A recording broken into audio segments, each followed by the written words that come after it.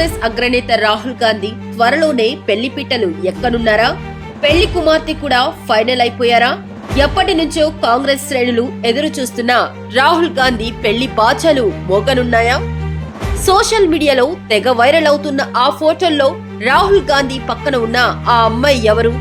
అసలు ఈ సంగతేంటో ఈ వీడియోలో చూద్దాం.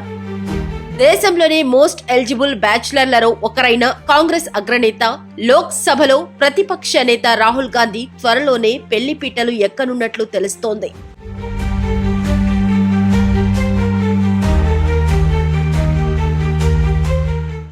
యాభై 44 రాహుల్ గాంధీ మరికొన్ని రోజుల్లో వివాహం చేసుకోనున్నారనే వార్త ఇప్పుడు సోషల్ మీడియాలో చక్కర్లు కొడుతుంది.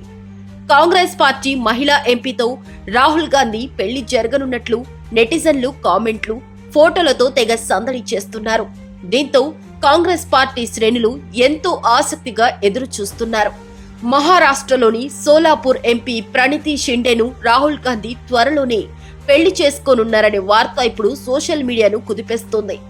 కాంగ్రెస్ సీనియర్ నేత, కేంద్ర మాజీ మంత్రి సుశీల్ కుమార్ షిండే కుమార్తె ఎంపీ ప్రణితి షిండేను రాహుల్ గాంధీ త్వరలోనే వివాహం చేసుకోనున్నారనే వార్త గత కొన్ని రోజులుగా సోషల్ మీడియాలో ట్రెండింగ్ గా మారింది. వీరిద్దరూ కలిసి ఉన్న ఫోటోలను నెటిజన్లు, కాంగ్రెస్ శ్రేణులు సోషల్ మీడియాలో ట్రెండ్ చేస్తున్నారు. ఈ క్రమంలోనే అసలు ఈ ప్రణితి షిండే ఎవరు అని నెటిజన్లు ఆన్లైన్లో తెగ వెతికిస్తున్నారు.